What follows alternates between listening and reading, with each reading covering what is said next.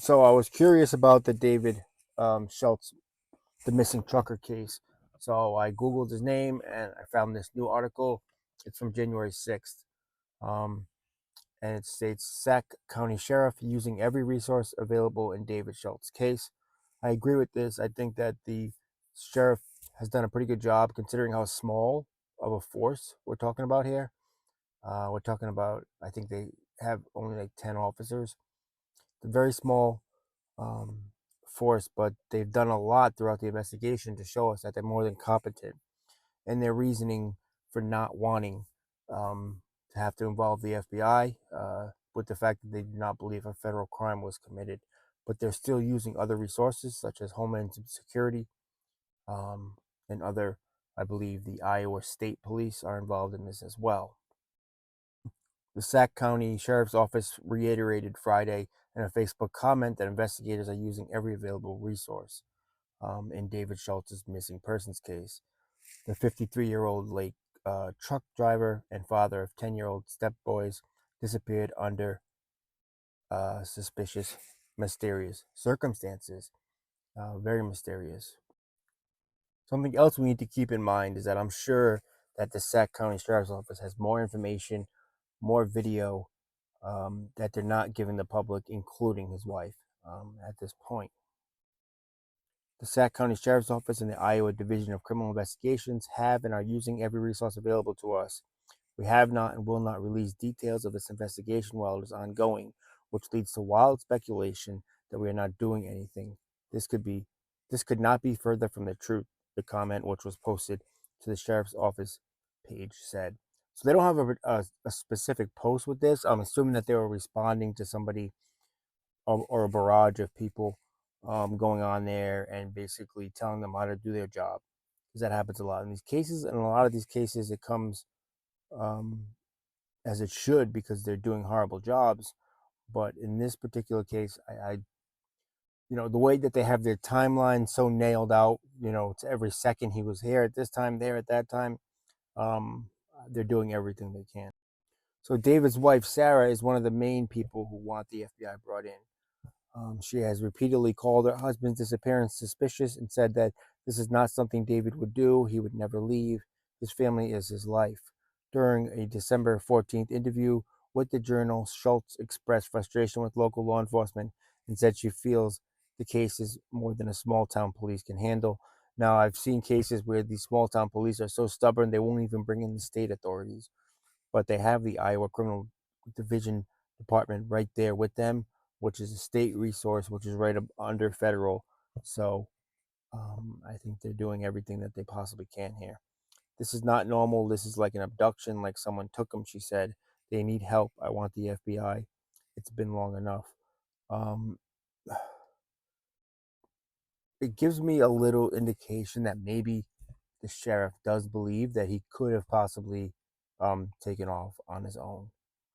Um, because they even said that there are no actual signs of foul play. And on the same day that Sarah came out with that information, the Sac County Sheriff Ken McClure told the Journal he is confident in his office and the Iowa Division of Criminal Investigation will eventually solve the case. At that time, McClure said the FBI wasn't involved in the case and there was no indication a federal crime was committed and no proof that state lines were crossed. The Division of Criminal Investigation and their resources are just as capable of getting the information we need, and really, we're looking for the proverbial needle in a haystack, he said, which I agree with. This is a hard case, very difficult case here. Schultz's red Peterbilt semi with white stripes was found the afternoon of November 22nd, parked in the middle of the northbound lane of County Road N14, where it intersects with D14. The truck was shut off. The lights were off and the key was in the ignition. The trailer Schultz rents was loaded with pigs, but he was nowhere to be found on the stretch of paved road, which is flanked by cornfields.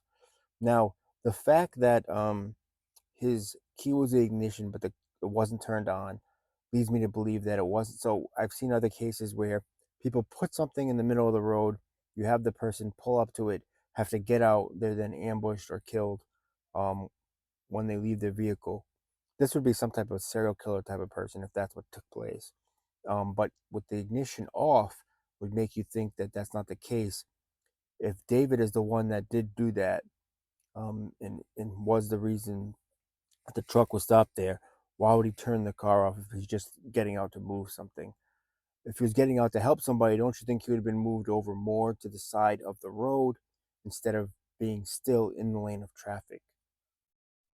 Let me know what you think when it comes to that.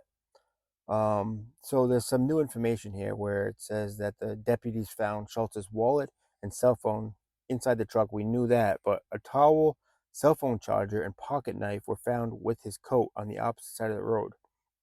We didn't know that before. They had mentioned that those belongings were with him, with the coat. We know the coat was in the ditch next to the truck, which to me represents that a struggle took place and his truck was, and his jacket was taken off. Since Schultz went missing, the United Cajun Navy, a Louisiana-based nonprofit, and volunteers have scoured more than 100,000 acres in and around Sac County. Anyone with information about Schultz's disappearance is encouraged to call the Sac County's office at 712-662-7127. So now I'm going to get into what my personal theory is. I believe that he was a victim of foul play somewhere along the line, whether it was something that took place at the truck stop or he was followed from the truck stop. Um, you know, what really what really throws me off with that is why, he had money in his wallet, his belongings were on him, and nothing was taken. So if this was some type of foul play, it was for the thrill, and that would make it some type of serial killer type of person stalking people. Um, so I'm not saying this is related, but there are a lot of missing truckers out there right now, throughout the country. And then there's a possibility that David just took off on his own and staged this because he just didn't want to maybe leave his wife, or leave his life. You know, if we just take the evidence that we have, this is not all that probable. It's just being suggested a lot. And, you know, as more time goes without finding a body, because let's say he had some type of mental health event and he just tried to run away, they would have found the body by now with all their searches, in my opinion. I'm not sure. But what do you think about this case? This case is, getting colder and colder, which is really bad. So I'm going to try to talk about it as much as possible to bring it to the forefront so that more can be done as far as raising awareness for the case. But please let me know what you think about the case. Put it in the comments.